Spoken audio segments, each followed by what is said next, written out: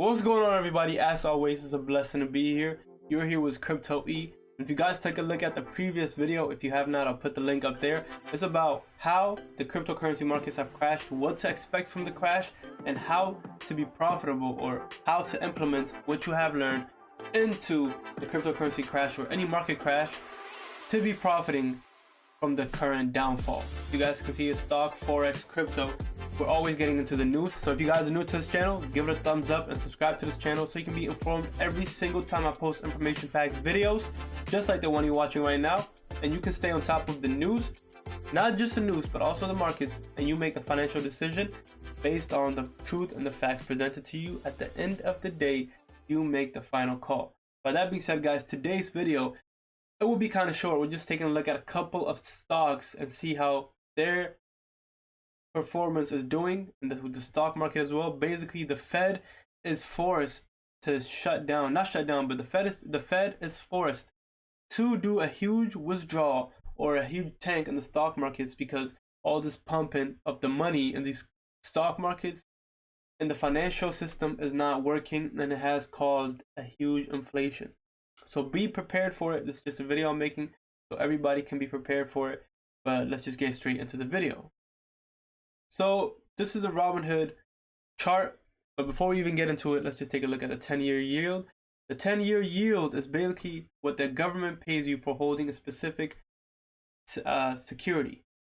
So the 10-year yield current percentage is at 3.347%, which is up 0.18%.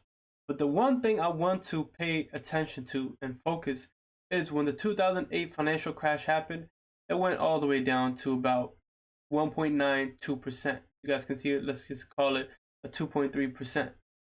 And then in 2012, it came all the way down to 1.52%. Then in the 2020 pandemic, what happened? From basically all the way up from 2.78%, it came all the way down to 0.776%. This is a 10-year yield, by the way, so stay focused. And in 2022, currently it's at 3.347%. How low will the 10-year yield go? I could make an in-depth video. It might take me a little while. If you're interested, leave a comment below, but it's just a quick outlook on the stock market and seeing what's really going on.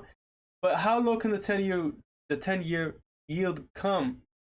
If in the pandemic it went all the way down to 0.64%, even 0.60%, and if a huge market crash comes, which is coming, how low can it go? Next, let's get into the charts. The Robinhood chart is at $7.22. I told you guys this might even go to zero. It's just my call on it. Who knows? This is just disregarding this. Let's go to the next one. Amazon, as we know, it has made a 20-in-1 split of the stocks. From around $3,000, it's currently at $103. Is it a good time to buy Amazon stock? Sure, it can be, but at the same time, if the markets are coming down, would I want to put my money into Amazon? Not right now. That's my personal decision. You can make any personal decision at the end of the day. You make the final call by learning the truth and the facts. So Amazon is currently at $103, of course, with a 20-to-1 split, which is a good thing, but I always say leave some money aside when there's a huge market crash coming like this.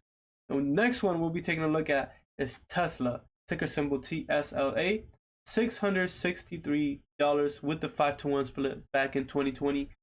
I believe it's 2020, if I'm not mistaken. I don't believe it's in 2021, but when that split happened, it still came down to 300, and it went all the way up to 1,300, which is very impressive in 2021, 25th of October. But now look at this, currently at 662. Is Tesla a good investment? Tesla is a great investment, but is it a great investment for you to put your money in it right now? No. And that's me. I'm giving you guys my opinion. If you like it, you like it. If you don't, hey, when the crash comes, you can come crying on my channel. This NEO is at $16. We'll go to the next one. It's just a quick outlook, as I told you guys, and then we'll take a look at the prices when the market crash comes, and we'll see how low, or if the market crash does not occur, how high they have gone. So we'll take a look, maybe in a week, maybe in a month. I'll keep you guys updated, but we'll take a look at the huge significant changes when the market crash happens. Apple is at $134. It has came below as well.